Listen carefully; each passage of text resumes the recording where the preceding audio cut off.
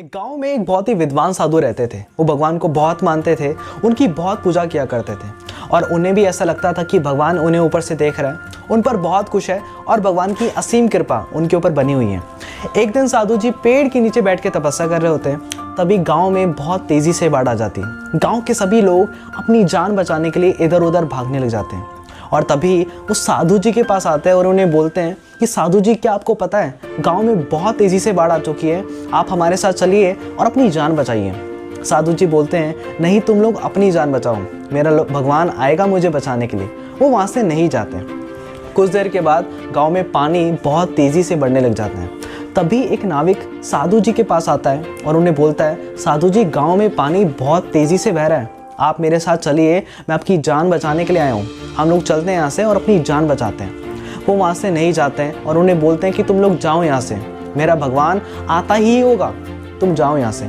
कुछ देर के बाद गांव में पानी इस तरीके से बढ़ने लग जाता है कि साधु जी पेड़ पर चढ़कर तपस्या करने लग जाते हैं और जब वो पेड़ पर चढ़कर तपस्या कर रहे होते हैं तभी लोग उन्हें हेलीकॉप्टर से उन्हें बचाने के लिए आते हैं और उन्हें बोलते हैं कि साधु जी चलिए यहाँ से, पानी का भाव इतना तेज़ है कि पानी के भाव से पेड़ गिर जाएगा और आप मर जाएंगे, आप हमारे साथ चलिए और अपनी जान बचाइए। साधु जी बोलते हैं, नहीं, मेरा भगवान आता ही होगा, अब तुम लोग जाओ यहाँ से, मेरी जान बचाने के लिए मेरा भगवान आएगा। वो वहाँ से नहीं जाते। कुछ देर के बाद पानी के बहाव से पेड़ गिर जाता है और साधु जी मर जाते हैं। और जब साधु जी मर जाते हैं और भगवान के पास जाते हैं, भगवान से उनसे बातचीत हो रही होती है और तभी भगवान को बोलते हैं, भगवान, मैंने तेरी इतनी पूजा करी, मैं तुझे इतना मानता था, तुझे इतना चाहता था, फिर भी तू मुझे बचाने के लिए नहीं आया, ऐसा क्यों किया? तूने मेरी जान बचाने के लिए कुछ नहीं किया।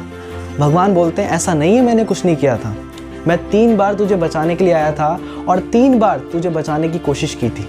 एक बार तब जब वो गांव वाले तुझे बचाने के लिए आए थे, दूसरी बार तब जब वो नाविक तुझे बचाने के लिए आया था, तीसरी बार तब जब लोग तुझे हेलीकॉप्टर से बचाने के लिए आए थे। अब वो तू ही था जो बचना नहीं चाहता था, तो मैं क्या करूं? तू मेरे इशारे को समझ ही नहीं पाया। और इसी तरीके से हमारी लाइफ में भगवान हमें कई सारे इशारे, कई सारी अपॉर्चुनिटी हमें देते हैं, हमें कई सारे रास्ते दिखाते हैं, लेकिन हम उन इशारों को समझ नहीं पाते और पहचान नहीं पाते और नज़रअंदाज कर देते हैं। फिर बाद में बोलते हैं कि भगवान ने हमारे लिए कुछ किया ही नहीं। भगवान हमारे सामने उस रूप में नहीं आएंगे जिस रूप के अंदर वो महाभारत में, रामायण में आया करते थे, सर पे मुकुट धारण करके, हाथ में चक्र लेकर। वो हमारे आसपास ही तो हैं, हमारे अंदर ही तो हैं। वो लोग जो भगवान के रूप में आते हैं हमें रास्ता दिखाने के लिए, लेकिन हम उन रास्तों को नज़रअंदाज कर देते हैं। हम सोचते हैं कि ये रास्ते हमारे लिए नहीं हैं, लेकिन असल में उन लोगों के रूप में भगवान ही हमारे पास आते हैं। अपनी लाइफ में आपके पास जो भी अपॉर्चुनिटीज़ आती हैं, उन अपॉर्चुनिटीज़ को, उन रास्तों को पहचानना शुरू करिए, क्योंकि वो भगवान के द्वारा दिया गया आपको एक रास्ता है। उन रास्तों को पहचानना शुरू करिए, क्योंकि उन रास्तों पर चलकर आप बहुत तेज़ी से आगे बढ़ सकते हैं। अगर आपको ये वीडियो अच्छी लगी, इस वीडियो को लाइक करिए, शेयर करिए इस वीडियो को मैक्सिमम लोगों तक, फेसबुक के थ्रू, व्हाट्सएप के थ्रू, इंस्टाग्राम के थ्रू। और इस वीडियो में आपको क्या अच्छा लगा मुझे कमेंट करके ज़रूर बताइए। एंड नेक्स्ट आप किस टॉपिक में मुझसे वीडियो बनवाना चाहते हैं मुझे कमेंट करके वो भी बताइएगा। एंड अगर आप इस चैनल पर नए हैं तो सब्सक्राइब कर लीजिए इस चैनल को and click on the notification bell, ताकि आने वाली कोई भी पावरफुल वीडियोस आपसे मिस ना हो। And I will see in the next video. Till the time, you just transform your life.